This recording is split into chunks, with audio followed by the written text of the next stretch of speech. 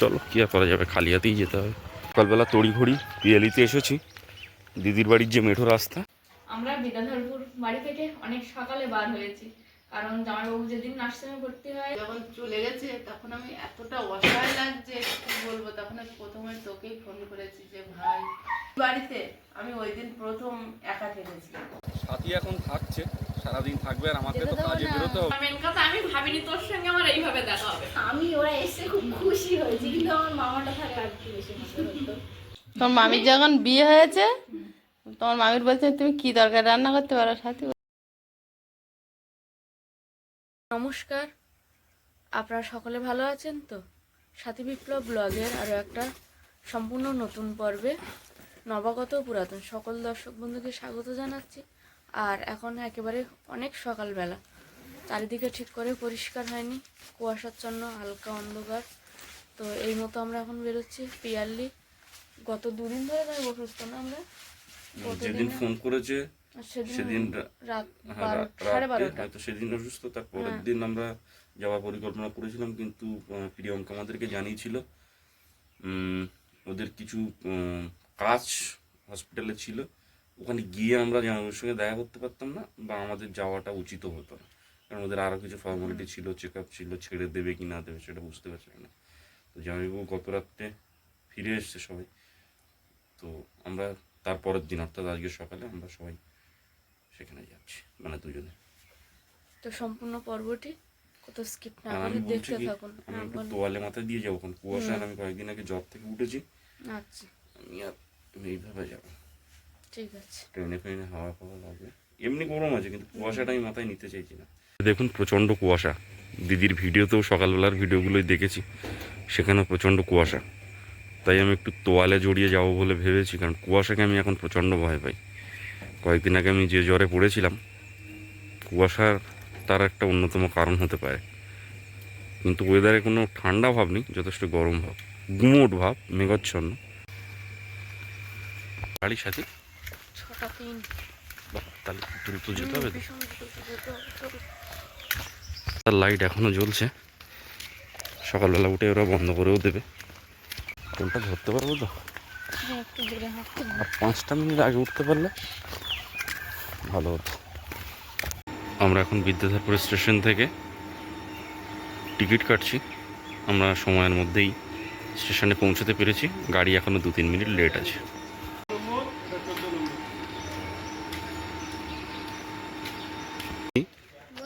আমাদেরকে তো হেঁটে পিছনের দিকে গেলেই মনে হয় ভালো হবে না? চলো দেখি। ওই যে গাড়ি আসছে, কুয়াশার জন্য গাড়ির সামনে আলো জ্বালানো আছে, আর এখন প্রায় 6:02 হয়েছে সকালবেলা। আমরা আরও একটু পিছন দিকে যাব।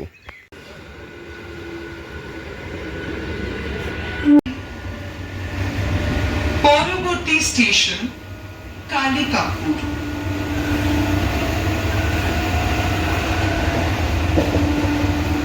ঠান্ডা লাগছে নাকি তোমার? ঠান্ডা লাগছে না, আমার তো গরম লাগছে। গরমও না। মনের মতো তো কেমন একটা হচ্ছে। অন্যান্যবার দিদি বাড়ি যখন যাই কত আনন্দ করতে করতে হাসতে থাকি, আর এবার যেন এক গ্লাস মন খারাপ নিয়ে যাচ্ছি। ক্যানিং ডাউন ট্রেনে বিদ্যাধরপুরের পরের স্টেশন কালিকাপুর, এরপরে আসবে চাম্পাহাটি, তারপরে আসবে আমাদের Piyali.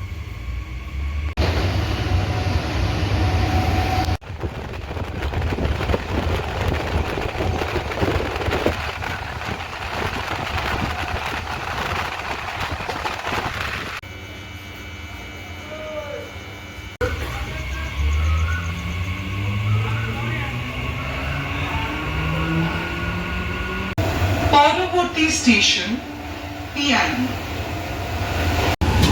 This train will go up to Canning. The next station is Piali.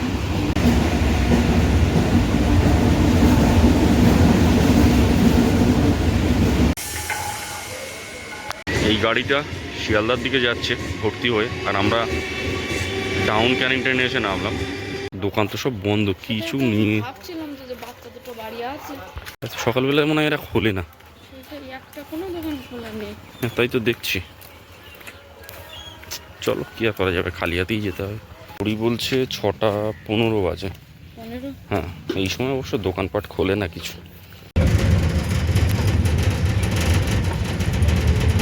সকালবেলা তড়িঘড়ি পিয়ালিতে এসেছি। দিদির বাড়ির যে মেঠো রাস্তা, সেই মেঠো রাস্তা দিয়ে আমরা এখন হেঁটে যাচ্ছি। আর হয়তো কয়েক মিনিটের মধ্যেই ওদের বাড়িতে পৌঁছে যাব। আর এখানে অন্য সময় যখন আসি তখন ওই ট্রান্সমিটারটার ধারে আয়ুষ অপেক্ষা করে যে মা আমি আসছে। আজকে হয়তো ওরা রেস্ট করছে। আর কুয়াশাটা প্রচণ্ড, আমি সেটাই দর্শকদেরকে দেখাতে যাচ্ছিলাম, যে জন্য আমি তোয়ালেটা মাথায় জড়িয়ে নিয়েছি। এখনও ওঠেনি চারিদিকে, দরজা বন্ধ, কালকে অনেক রাত্রে ফিরেছে তো। এখন ভিডিওগুলো ওদেরকে চালিয়ে দেখি, ওদের ভিডিও, ওরা এতক্ষণ উঠে যাওয়ার কথা, জানো সাথে। আসলে কালকে আমি যখন 9টার সময় ফোন করেছি তখনও জয়বাবু আসেনি। আমি 11:30টার সময় ফোন করেছি, তখন বলছে আমরা সবে এবার বেরোচ্ছি। তার মানে না জানি কত রাত্রে বেরিয়েছে। কত ফুটেছিল, সিজন চলে যাচ্ছে। গাছগুলো দেখো।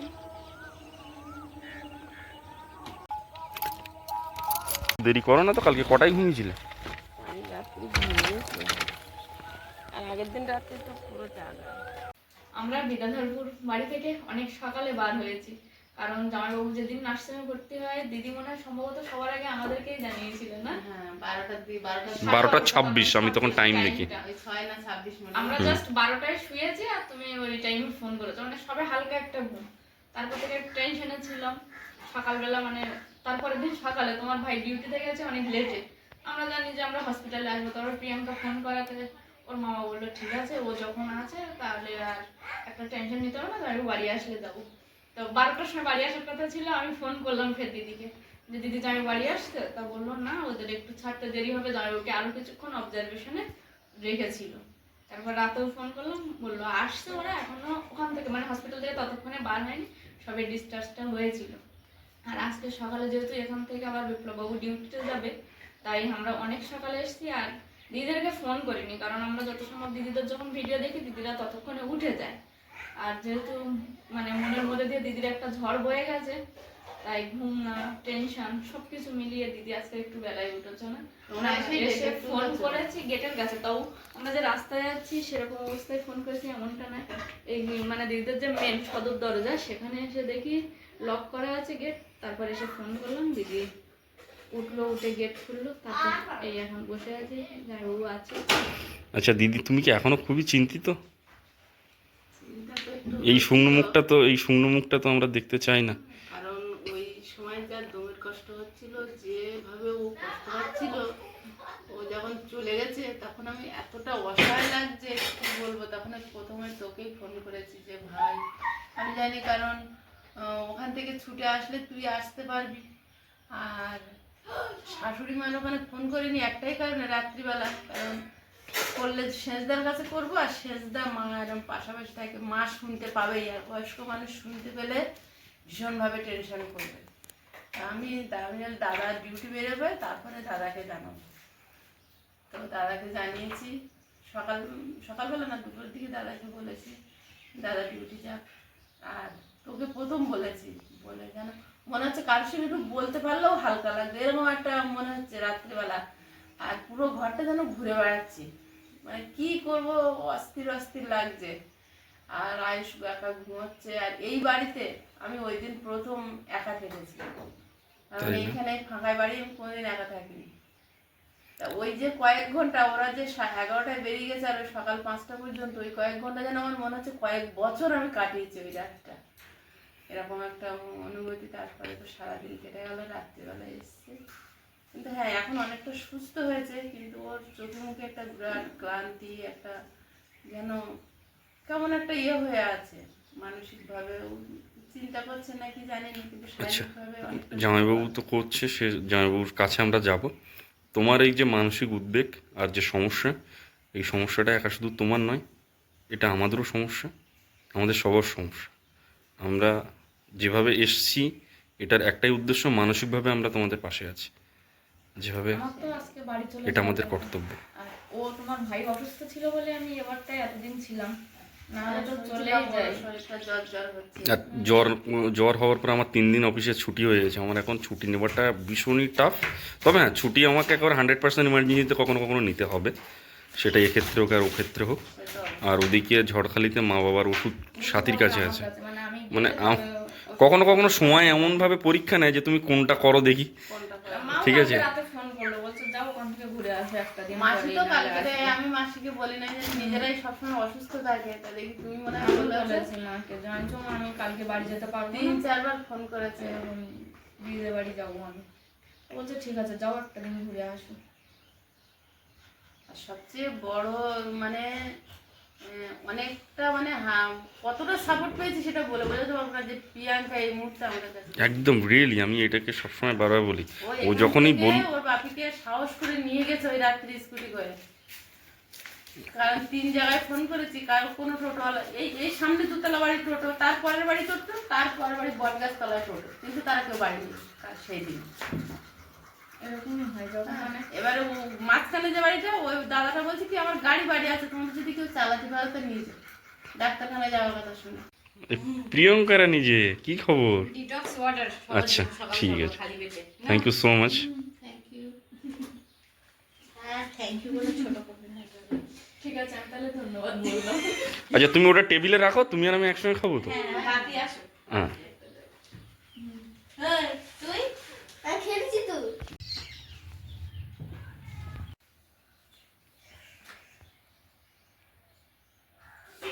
বাড়ি র্যালি,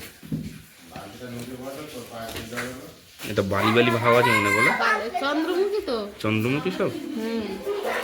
যা চাষ করেছে সব চন্দ্রমুখী। আচ্ছা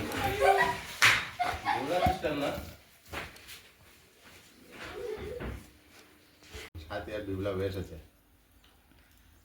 তো আমার একটা টাইম আছে এখন 10 দিনের মতো টাইম টেবিল করে দিয়েছে ভাত খাওয়ার ওষুধ খাওয়া। তা আমি খেতে বলেছি, তা বিপ্লব না খেয়ে এসছে, আমার সঙ্গে বসেছে খেতে।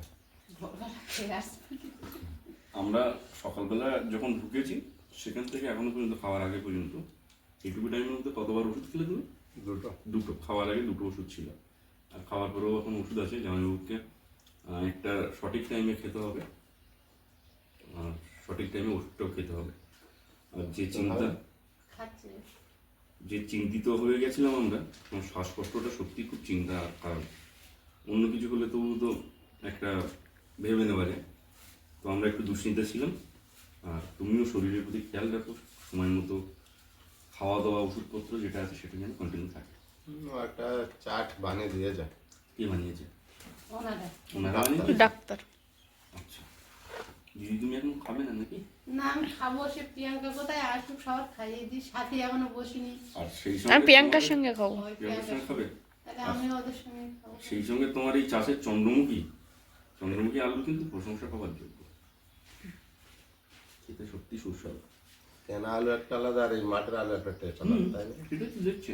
আমি বসেছিলাম, প্রিয়াঙ্কা ওদিকে কলার খোসা বাটা করছিল, সেই জন্য আমি খেতে বসিনি। দিদি ভাত বেড়ে দিয়েছিল, তবু আমি বসেছিলাম না, ওটা হলে তারপর খাবো। তো এখন ওটা প্রিয়াঙ্কা করে এনেছে, রেডি করে একদম পুরো প্লেটে দিয়ে দিয়েছে। প্রিয়াঙ্কা আমি দিদি এখন খেতে বসছি। Hello everyone. প্রিয়াঙ্কা তোমার এই নতুন রেসিপির সম্বন্ধে আমার কোনো আইডিয়া ছিল না। কেমন হয়েছে? হ্যাঁ বেশ সুস্বাদু, নতুনত্ব আছে। এটা আমার নিজে নিজে আবিষ্কৃত রেসিপি, আচ্ছা, খুবই কারণ ভালো। দেখে না। এবং এটা আমি মনে করি স্বাস্থ্যের জন্য খুবই ভালো হওয়া দরকার। ভালো তো। সুগন্ধ। সবাই খাচ্ছে, আমিও খাচ্ছি দুটো। হ্যাঁ দুটো খেয়ে নাও। আলুটা তো খুব টেস্ট। বালি বালি ক্যামেরা খুঁজে পাচ্ছে না। সাথী এখন থাকছে, সারাদিন থাকবে, আর আমাকে তো কাজে বেরোতে হবে। আর এ একেবারে কথা শুনছিল না, তো একে খুব করিয়ে রাজি করিয়ে একে দিয়ে এখন আমি স্টেশন পর্যন্ত পৌঁছাবো। আর জানাবো তুমি নিজের শরীরের খেয়াল রেখো। তো সৌভাগ্য যে ভাগ্নি নিয়ে যাচ্ছে। সেটাই। চলো সাবধানে এসো তুমি। প্রিয়াঙ্কা সাবধানে চালিও। মামা ট্রেন পেয়েছে? ট্রেনটা একেবারে ঢুকে গেছিল, মনে হয় না পেয়েছে, তবে একেবারে ঢুকে গেছিল। ঢুকে গিয়েছিল, মনে হয় না পেয়েছে। হ্যাঁ ছুটে গিয়েছিল ধরার জন্য। কে এবার হলো? হ্যাঁ ওর মামাকে নিয়ে গেছিল স্টেশনে ছাড়তে, আর একেবারে বাড়ির জন্য বাজার করে নিয়ে এসেছে, তাই না প্রিয়াঙ্কা? আবার এটা কি বেলের শরবত বানিয়ে। বাবা আমি দেখতে এসেছি তোমার বাবাকে, আর তুমি তো আমাকে সারাক্ষণ প্যাম্পার করে না, চলেছো। কোনো প্যাম্পার না। কেন আমি কি, তুমি কি আমাদের বাইরের লোক যে প্যাম্পার বাইরে কথা বলে এটা খাও আমি ওটা খাও, মানে প্রিয়াঙ্কা তো একসময়, আর ওর মামা যখন বাড়ি যাচ্ছে আমি ইচ্ছা করে একটু ব্যাগ ট্যাগ নিয়ে বেরিয়ে যাচ্ছি, তখন আয়ুষ বলছে না মামি তুমি থাকো, মামি তুমি থাকো। এমনকি আয়ুষের সঙ্গে জামার কন্ট্যাক্ট হয়েছে, আমাকে দুটো জামা দেবে বলেছে আয়ুষ থাকার জন্য। আয়ুষের স্কুল টাইমটাতে খুব দাঁতে যন্ত্রণা হচ্ছিল। না ওই বয়সটা আমারও হতো। আয়ুষ অনেক কাজ করছে আমাদের জন্য। তোর কোথায় প্রিয়াঙ্কা? আমার খাওয়া হয়ে গেছে। আমি নিজের চিন্তাটা আগে করে আর সকলকে আয়ুষ মা বাবি আমি সবার চিন্তা অবশ্যই করি, কিন্তু আমি খেয়ে নিই। ওখানে আমাদের দেওয়ার আগে তো আমি খেয়ে নিচ্ছি। স্বাধী মামির সাথে এটা আমার প্রথম First time. আলাপ, তো দেখে মনেই হচ্ছে না যে প্রথম। না মেন কথা আমি ভাবিনি তোর সঙ্গে আমার এইভাবে দেখা হবে। এমনিতে মামা অসুস্থ বলে অনেকদিন থেকে গেছে, বাড়ি যেতে হবে, দিদা দাদুর ওষুধ আমার কাছে। ভাগ্নি নিজের হাতে শরবত বানিয়েছে, খুব সুন্দর টেস্ট হয়েছে, আর সেটা আমি বসে বসে খাচ্ছি, দুজনে গল্প করছি। যে আমি যখন বিদ্যাপুরে এসেছি ও ফোন করেছিল যে মামি এসে একবার ঘুরে যাও, তো আমি বললাম এখন আর যাবো না, পরে যাবো। তো এইভাবে যে দেখা হবে আমি ভাবিনি এই মুহূর্তে আসবো। আর এখন বাপির শরীরটাও খারাপ, অনেক কিছু আমাদের প্ল্যানিং ছিল, সেটা আর হয়ে উঠলো না। অনেক নতুন নতুন রেসিপি ট্রাই করার কথা, মামাও কিছু সময় আমাদের সাথে কাটাতে পারলো না, হুট করে এসে চলে যেতে হলো। এই যে অসুস্থ ছিল বলে একদিন ছুটি নিয়ে নিয়েছে, আর একটা ছুটি আছে ওটা এমার্জেন্সি, মানে আমার মধ্যে বিশেষ এমার্জেন্সি হলে ওটা নিয়ে নেয়। হ্যাঁ, কখনো ট্রেনের গন্ডগোল অন্য কিছু সমস্যা হয়, তখন এই ছুটিটা কাজে লাগবে। তো যাই হোক, এইবারটা না আমি ওরা এসে খুব খুশি হয়েছি, কিন্তু আমার মামাটা থাকলে আর একটু বেশি মজা হতো। ধরো দিদি এখন নিজের বাগান থেকে টমেটো সবজি তুলছে, আর ওদিকে আয়ুষ বাগান থেকে একটা গাজর তুলেছে। বাজার থেকে মাছ এসছে, এই যে লাইলেন্টিকা মাছ, এখন কেটে নেব। মাছটা জ্যান্ত, দুটো মাছ এনেছিল, দুটোই জ্যান্ত ছিল, একটা বেশি জ্যান্ত, সেটা পুকুরে ছেড়ে দিয়েছে। আমি জ্বালিয়ে ফেলেছি, মিশন সাকসেসফুল। তাই না? এবারে মা এসে বসবে আর আমি সবজি কাটবো। আর আজকের আমি ননদের বাড়ি এসে একরকম বসেই আছি, কেউ কিছু করতে দিচ্ছে না। বললাম যে সবজিগুলো আমি কাটি, তো প্রিয়াঙ্কার পাশে নিয়ে বসে আছে। আমি শুধু বলেছি, আমি তো হাতও দিইনি। একদম না, বাড়িতে সবসময় করো তাহলে। আর আর সে অন্যদের বাড়ি একেবারে বসেটা খারাপ লাগে, আমার ঠিক একটা ভালো লাগে না। যখনই আসি দরকার যদি লাগে আমি দিতে পারি, ওটাও একটা কাজের মধ্যে পড়ে। আমার কথা তো শুনলো না, সবজির হাঁড়ি নিয়ে বসেছে কাটতি।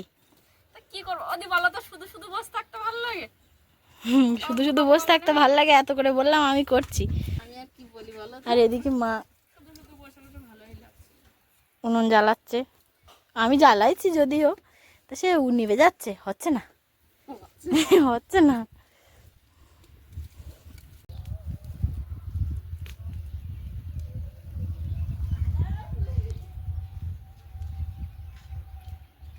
তরকারি ফুটছে আর আমরা বসে এসে গল্প করছি, সাথী আর আমি। সবাই সবার মতো একটু ঘরে গেছে, কাজ বাজ করছে যে যার।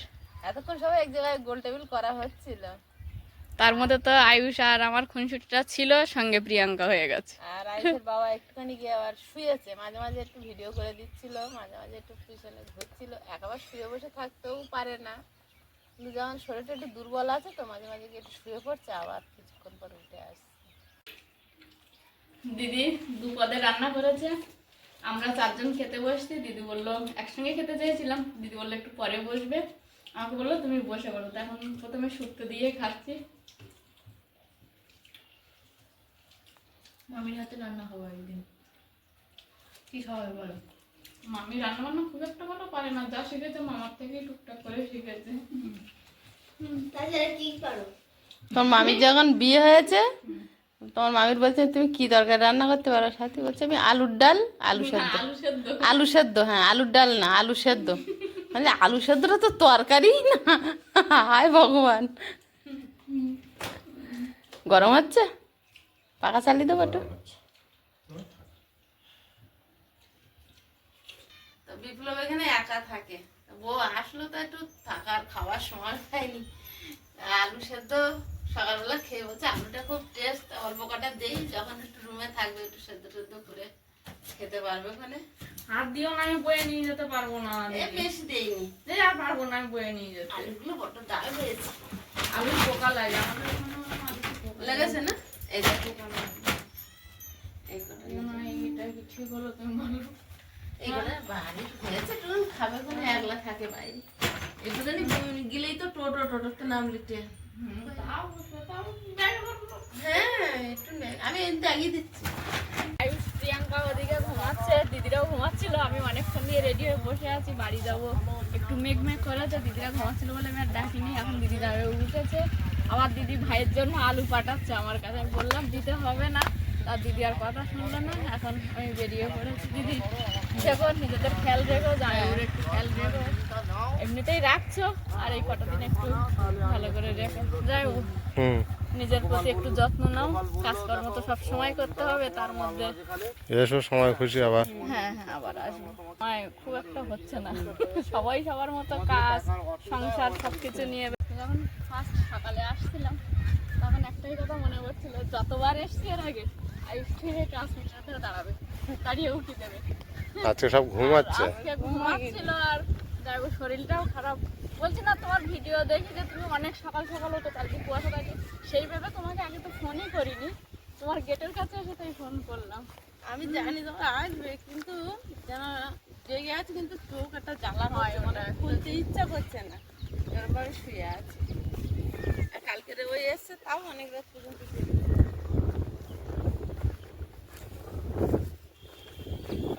বাইরে পড়লো নাকি তো কি জানি, বুঝতে পারলাম কোথায় করে? কখন মানে রাত দিন করে? দিনের বেলা বাইরে পড়লো না, বুঝতে পারলাম না। আর তার ভাইটাও কি নাম বলতে হবে? আমি বলি কি চলো আমি